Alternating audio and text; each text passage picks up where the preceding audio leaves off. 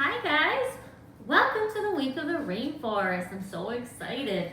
It's one of my favorite times of the year. I know it's going to be a little different and look a little different this year because we're at home and not in our classroom, but I gave you lots of supplies and lots of things that you can do at your house and make it look like a rainforest and to learn about the rainforest, okay? But what is a rainforest? Well, it's just like it says. It's a forest and there's a lot of rain. So I'm going to show you on my globe kind of what we're talking about when I say rainforest, okay? Because we have some forests here in Arkansas, but they're not a rainforest, okay? So let me look at our globe here. And I want you to look, I know the sun's kind of coming in all crazy right now, but if you look at the globe and you cut it right in the middle, see this line that goes around the globe? Yeah. It's almost like if you took the globe and you cut it in half, right in the middle. This line, now it's really not there, it's an imaginary line, but it kind of, the sun always is hitting that part of the world along the equator. Can you say that?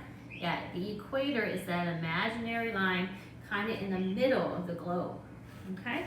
So in your packet, I want you to dig out this paper of the map, because this is called Tropical Rainforest of the World. Now there's a lot of lines on here and we're not going to do all of it, but I do want you to look at that one in the middle where it says equator. And I don't have my crayons, but I have one marker, a red marker, because I think they asked you to color the equator of the world, that imaginary line. They want you to color that. Well, I'm going to have you color it red, okay? So, mine looks more like pink on my map.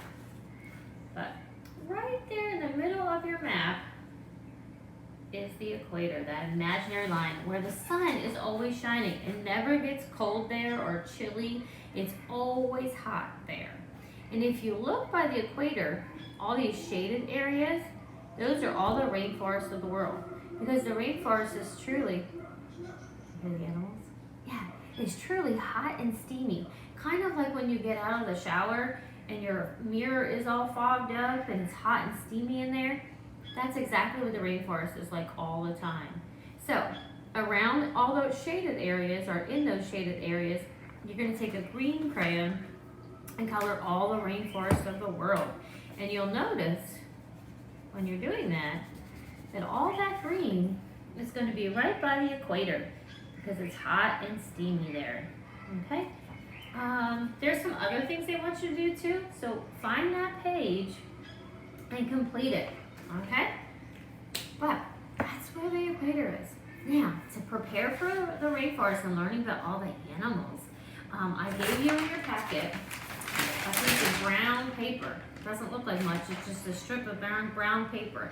And if you don't have this, for some reason, just try to find a grocery bag, those brown kind, if you can, or just a regular piece of paper. And you want to scrunch it up. That's my favorite part. And scrunch and twist without ripping. Okay? Just scrunch and twist, scrunch and twist. Okay? So it looks like this, kind of like my lines. Okay? And then I gave you some green paper.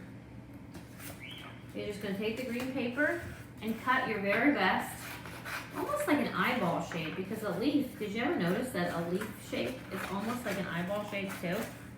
Like that. And you're going to glue them right to the vine. So you'll have a vine, just like the circles, to hang in your bedroom or hang in a spot where your parents say it's okay. I stapled mine to the wall. Don't tell Mr. Zerble. Yeah. So you're going to glue those on, as many as you can make with the paper that I gave you. Okay, and now you have your vine. Keep your vine all week. Actually, for 2 weeks, we're going to be in the rainforest. And each day we learn about a new animal. You're going to get to glue it right to the vine. And pretty soon your whole vine will be filled with rainforest animals that we're going to be learning about. Okay? Let me put it over here. All right, so I have my little poster over here. I don't know if you can see it, that I made for you guys. Let me zoom in a little bit. And I wanted to show you the layers of the rainforest. Because the Rainforest is kind of set up in layers, kind of like a cake has layers. They're on top of each other like this. That's called a layer. And there's 4 layers I need to tell you about. The tippy top one, it almost makes the same word, it almost sounds like the word emergency, but it's not. It's the emergent layer. Can you say that? Yeah, the emergent layer is the top part of the trees that stick out, and there might be some nest up there. That's because the birds like to be up there in the emergent layer, okay? And then all the trees come together kind of in the middle area. It's really, really bushy, almost like an umbrella that covers the rest of the rainforest, okay? So that is called a canopy, kind of like little girls have canopy beds. This is the canopy. And all those trees kind of mesh together and make an umbrella or canopy over the rainforest, okay? Let's see, under the canopy are branches and vines, and it's very dark and shady in there. There's some branches that go across that you might see a jaguar or some kind of animal resting on a branch, on a tree, okay? And then at the very bottom, you have the floor, the forest floor. Yeah, just like we have a floor, they have a forest floor, okay? So we have emergent layer, canopy, understory, and forest floor. Now, we're going to go through some animals that might live in each layer. There are a few animals that can travel from layer to layer, but there are some that only can be in one layer, and there's different reasons for that, and we'll talk about it when we get to them, okay? So let's look at some of the animals. Let's start with an easy one. Here's a caiman. A caiman is kind of like an alligator. They're in the same kind of family. It's a reptile. It has sharp claws, but it's not a good climber. It's kind of heavy too. It doesn't have wings. Where do you think the caiman would hang out? And the water, don't forget, is on the forest floor. There's water that's inside the flowers, but not a whole bunch, like a river or lake. Yeah. So where do you think the caiman would go? Do you think he would be up in the emergent layer? No, he could never climb that high. How about the canopy? No, still too high. Even the understory is kind of high. The only place the caiman really likes to hang out is in the swampy water of the forest floor where it's dark and shady. Yeah, I'm going to put him down here on the forest floor. All right, so next we have a macaw. What do you think? A macaw is like a parrot. It's in the bird family. What do you think? He can fly. He has wings. Yeah, he could be in the canopy, and he might get some fruit in the canopy, but he might make his nest up here in the emergent layer and really hang out at the tops of the trees so all those other animals aren't going to eat him. So we're going to put him in the emergent layer, even though he does visit the canopy. All right. How about this one is kind of tricky. What do you think? A cheetah. He's almost like a cat. What do you think? He's kind of heavy, and he doesn't fly. Oh, I'm going to get that started again. Sorry, guys.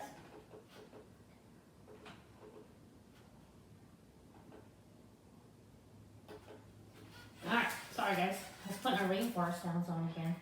You hear the birds? And the monkeys? Alright. Cheetah. We're on the cheetah. What do you think? Yeah, he could be on the forest floor, and he probably does spend a lot of time in the forest floor, crawling around and prowling for prey. But I'll tell you what he likes to do. He likes to lay on the branches of the understory and then look for his prey down below and take a little nap on these branches. And he has really sharp claws to climb up to the understory. So he's a good climber. So we're going to put him in the understory. All right. How about this sloth? You know the sloth from Ice Age, right? Yeah. Where do you think a sloth would like to hang out? A three-toed sloth. Now look at him. He's hanging upside down on a branch. That's a good clue. What do you think? Yeah, he likes to be in the understory too. He can be in the canopy. Canopy or understory, or both, really. But guess what? He really never touches the forest floor. There are some will never ever in their lifetime ever touch the forest floor. Isn't that crazy? I know. All right, ready? Let's see. How about this Howler Monkey? He has that tail that's kind of like an extra arm. He's a very good climber. He could actually be in any of these layers. He actually likes to jump from tree to tree on the top up here. He could be in the Emergent Layer, but that's where really all the nests are. He can be up there, but he really likes the trees of this canopy area. So we're going to put him in the canopy. Good job. All right, we'll go through some more animals as we get introduced to the animals of the rainforest, and we'll add a little bit each day in our poster too. But let's try to review the layers again. Ready? The tippy top is the emergent layer, kind of like emergency. Emergent layer is the tippy top. Then we have the canopy. It's kind of like a canopy bed or umbrella covering up everything. Then we have what? The understory, because it's under those, under the canopy. And then the forest floor. Yeah, just like our floor, but it's the forest. Good job.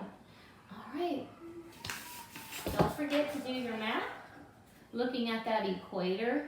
The equator is that hot spot, that imaginary line that goes around the center or the middle of our world, our globe. Okay, so mark that. And there's a few other things to mark too. So make sure you get this page out and get started. Welcome to the rainforest.